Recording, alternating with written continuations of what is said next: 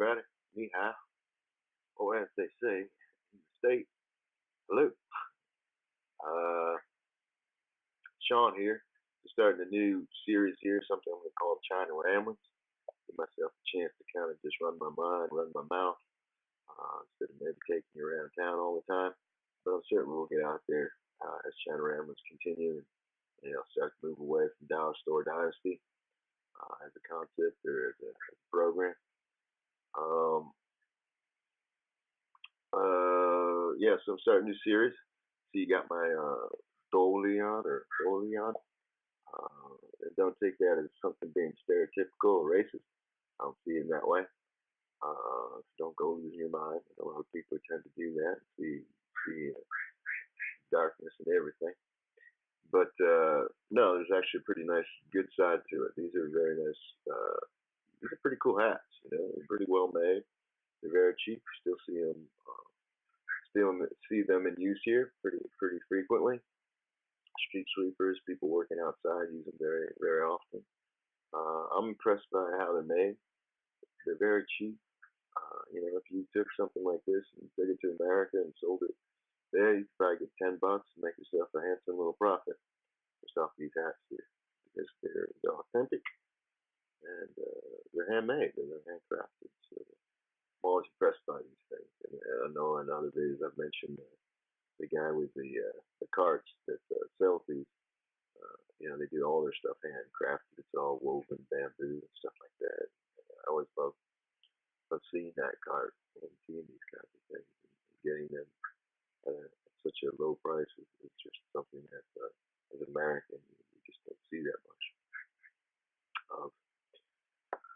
Anyway, so I'm starting a new series. Where am I at right now? Today is Monday here, so it's my day off. I have today off, and I'll have tomorrow off, Tuesday off. I just finished my week. Also coming near to the end of my contract in a couple months, so I'm required to sort of give notice on my intention to renew or not, and and to hear if my company is willing to extend me an offer. So I've been looking at new offers here.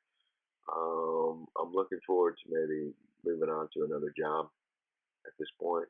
Like I've said before, I came to Changzhou to see a woman, Li Xing, came all the way across the world, just to be near her.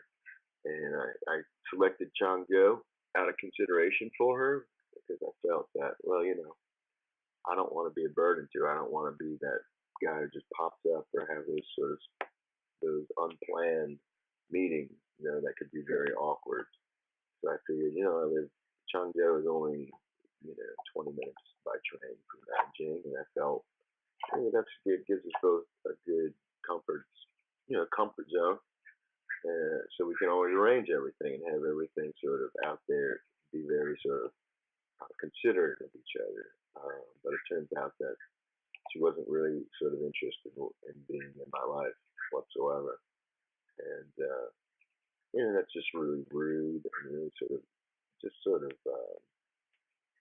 really sort of self-centered to have somebody go to that kind of effort. I went through years of celibacy just to see this girl again, I've had.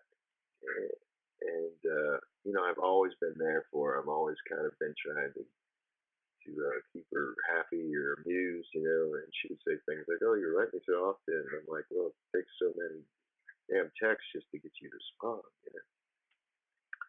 And if she can't sort of communicate with me about things that have upset her, and she's not willing to sort of she's absolutely not willing to to continue to work things out. She's just absolutely not willing to do that. She'll just delete me. I mean, I came all the way over here from America, and then she deletes me, from all the things. And the only thing you have to run on are these sort of really immature, sort of psychotic things, oh, but look at, she sent you a photo, and that photo just happens to tell you where she lives. So wow, you could be Mr. Psycho, and you could go and, you have a map of where she lives now. You could go and show up at her door someday. I'm just sick of that kind of bullshit, that kind of bait and switch. because certainly it's one of those things that like she would have total control of saying like okay or not okay. You know, I'm not gonna. That's just not working. That's not somebody who's showing you any consideration. Somebody who's like very self-centered, trying to basically trying to control you. Another example was like I could call her from a phone, right? Because they're only blocking my cell phone, only blocking my cell phone number. So, technically I could call her from an office phone. Now my office didn't have any phones in it, but once she blocked me, suddenly a phone popped up in our office. So, you're like, wow, I could really jump on that, you know. But I hate that kind of bullshit. I hate those kind of people trying to set you up, you know, for that kind of shit. And that's all it was to me. And I was like, I don't really need to be around these kind of people. I need people who are going to be straightforward. And I can tell bullshit when I see it, when I smell it, when I just kind of step in it. Definitely know what I'm stepping in.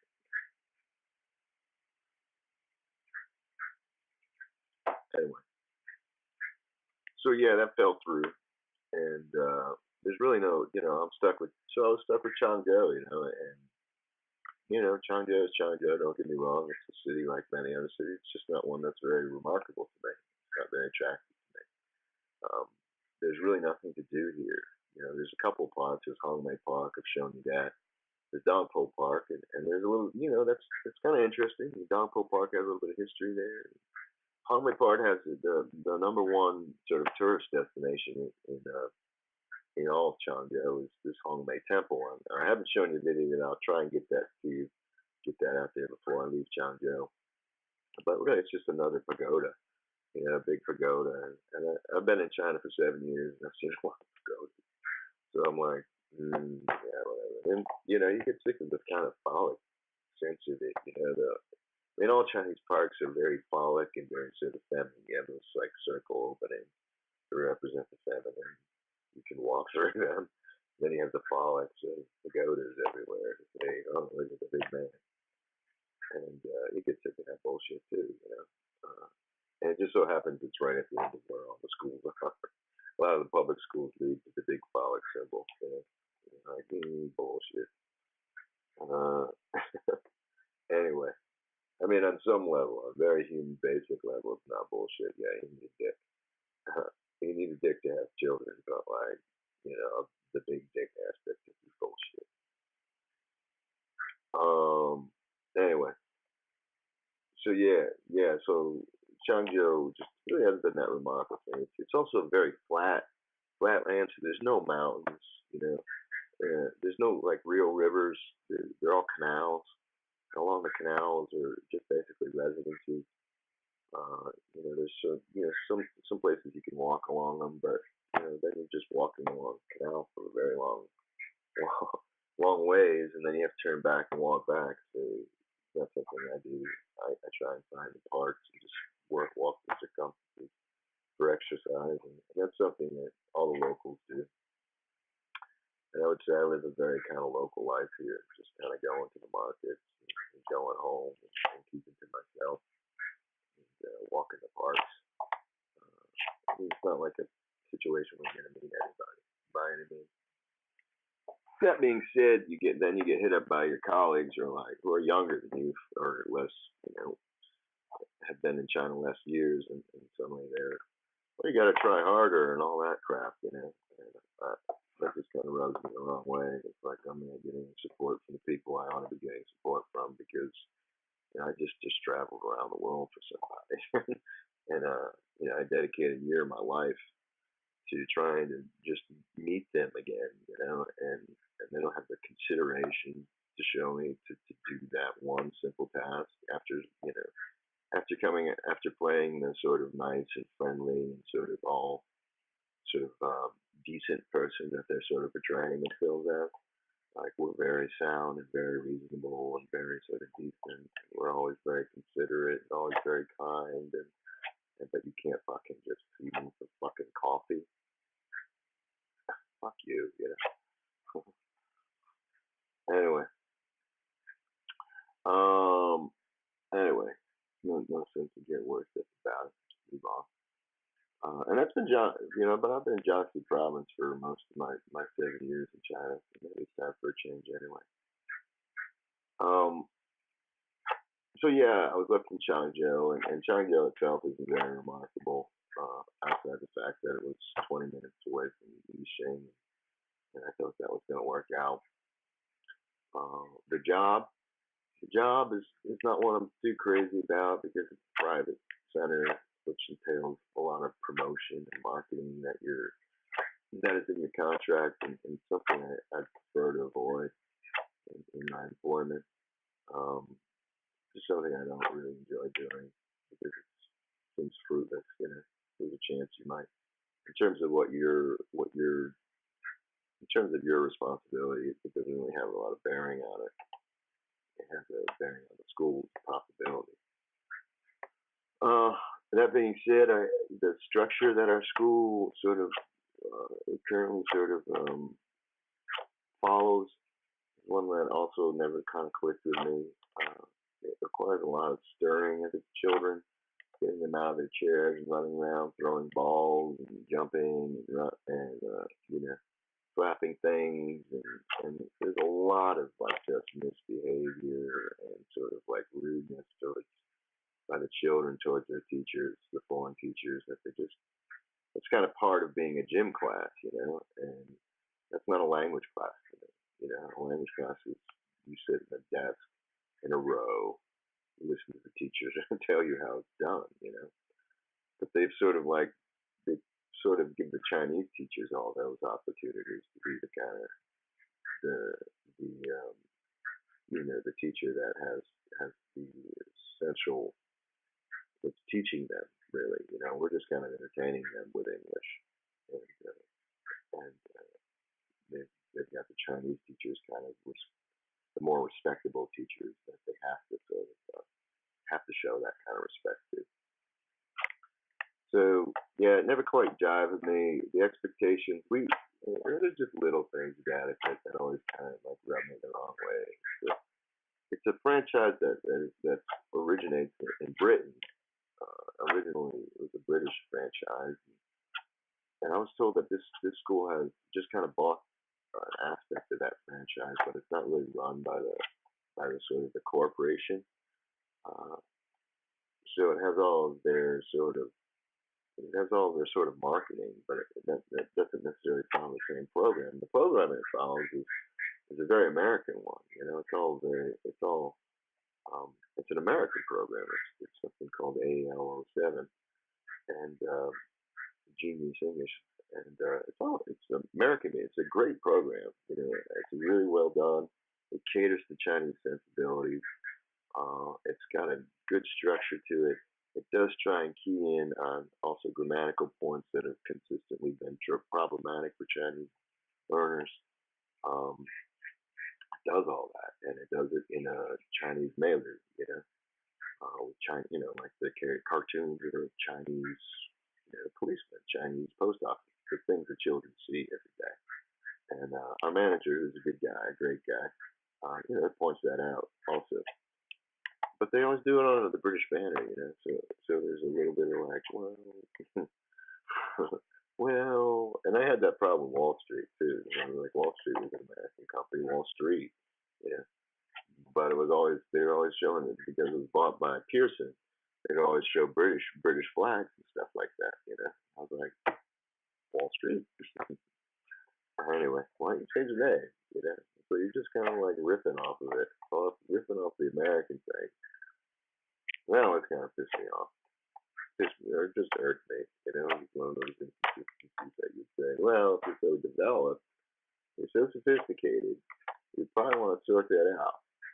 You probably want to, get that sorted out so there's no confusion.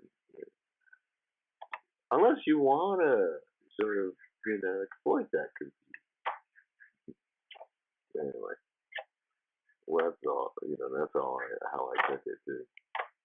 But anyway, that's one aspect. That aspect of the Chinese teachers never kind of gel with me either. because they're always in our classrooms. They're there as kind of like as guides, and they're there as sort of they look over the class, and but they're also there to kind of like learn and glean off ideas, you know. Like the foreign teachers don't play a part in their classroom, you know. We never are there in their classroom. So like the Chinese teachers kind of become this sort of means of evaluating the foreigner teachers, you know, and the foreign teachers have nothing to do with evaluating the Chinese teachers. If a foreign teacher, and this is in my classroom, if I go over like over time, they're pretty. They get kind of like they get kind of they get a little bit annoyed with that, you know, and that's just conveyed to my bosses or conveyed to my manager that I'm taking up their time. But on the flip side of it, nobody is there to tell them, well, you just ran overtime too, you know.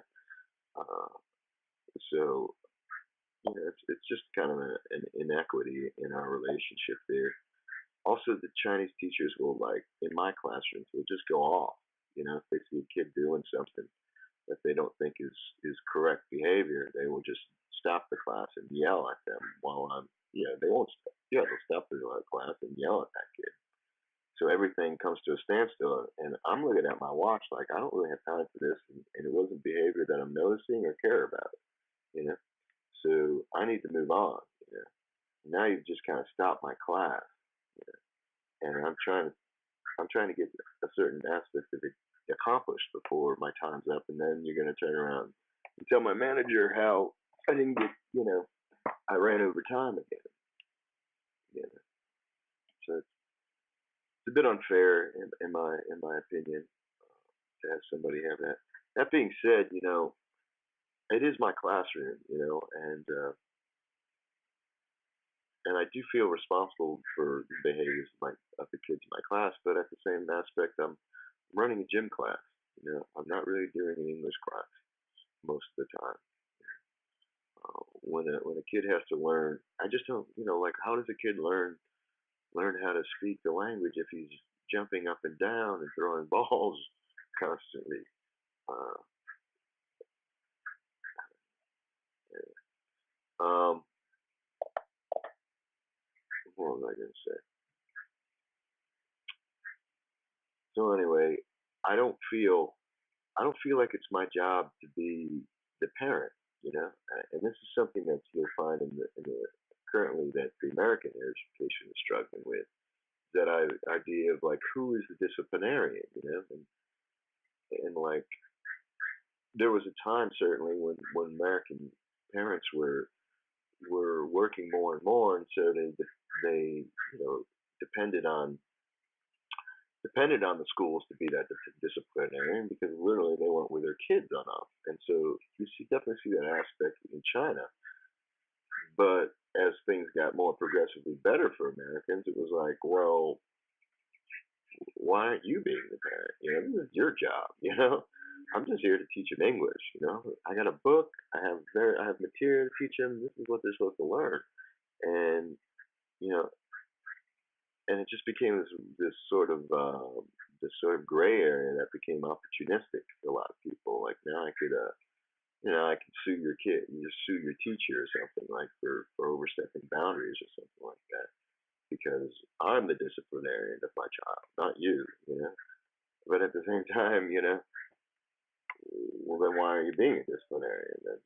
And then in that whole aspect and that whole regards of who the child regards as sort of authority is being sort of delineated. You know, like is the teacher the person outside the house more disciplinarian or the person inside the home more disciplinarian? It's all sort of perspective that gets cultivated through the education process, or it doesn't get cultivated through the education, or it gets cultivated through the parenting process.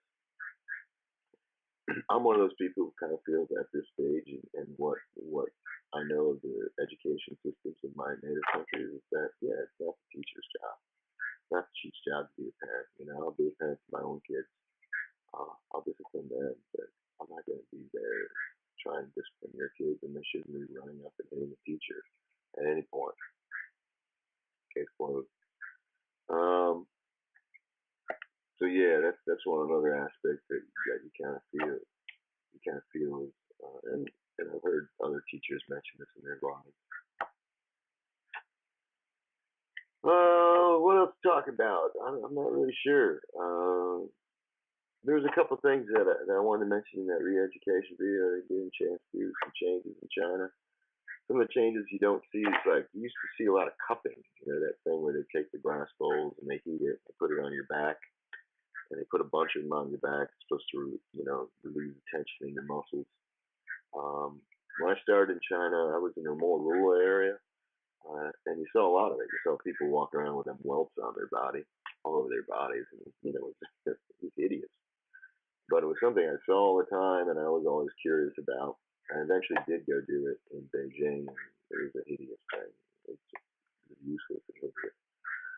But you don't see much of it here in Changzhou, and that's kind of interesting that I don't see it anymore. But but I did see it in Nanjing. Every once in a while, I'll be on the subway and see some of them. Well, it's still here. They're still doing it. Another thing that's changed is some of the vernacular, the Chinglish, and things like certainly the phrase "know why" used to be like the number one way for Chinese people kind of getting out of explaining anything to a foreigner. Whether it be they're doing something and they don't want to explain it to them, or they don't understand something, or it's too difficult to explain something. They had this phrase, and I always thought it was pretty ingenious phrase. It was "know why." No, there's no reason.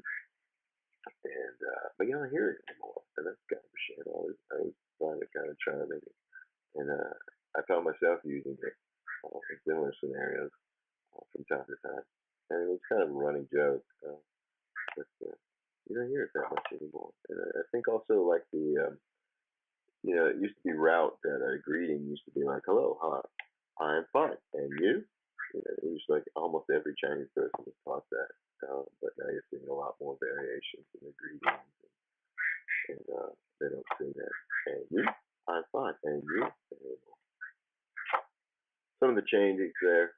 I wanted to bring that up also that like I've seen some of the language I've used in my videos being like reiterated in government and official channels here. And that's got a little bit concerning for me, or disconcerting for me. Certainly the phrase "resonant," the Chinese people are very resonant people, was one I was sort of using pretty prominently in one of my videos. And I still feel they're very resonant people, and they're very adaptive to their circumstances. But that being said, I wasn't using that. I didn't intend for that phrase to be used against my own native country. And when I see the Chinese, official lines using that term, to say the Chinese people are very resonant in terms of sort of obstructing Americans, or sort of making or being confrontational with Americans. Certainly not something that I'm going to condone. I was using it to say that the Chinese can be very resonant even towards their own government. They have an understanding of what's going to work best for them on a very sort of personal level. And if the government doesn't reflect that, they're going to sort of turn on that government. They'll be very resolute to make that government change. And certainly you see that in things like Tiananmen Square. And you'll also see how they address it. So anyway, I think I'm going to wrap this video up here. I got kind of contract negotiations coming up for the week. Maybe I can shoot out a video and let you know how that goes. I do have a really good offer that I'm probably going to accept in another province with a school that affords me a lot more in terms of wages. It affords me a lot more in benefits and time, to get more familiar with my city and do a little bit of do stuff like this. I'll probably invest in myself. A little more time to invest in myself is kind of very important, since I'm still looking for a wife. I'm going on 50, and You just kind of get to that point, like, man, people are just like taking advantage of you. They're just letting the years drop off your life, and they see how they can see by, that's a way of sort of mining your potential. It'll end there. Like, we can take everything we want because there's nobody coming after him to sort of make a fuss about it. And I had this conversation with one of my relatives the other day, how it does have that regards to it. Anyway, I'm gonna check out here. Catch you next time. Everybody stay cool, stay tuned. Check out China Ramblins. Check out Dollar Store Dynasty. And for now, we'll see you again.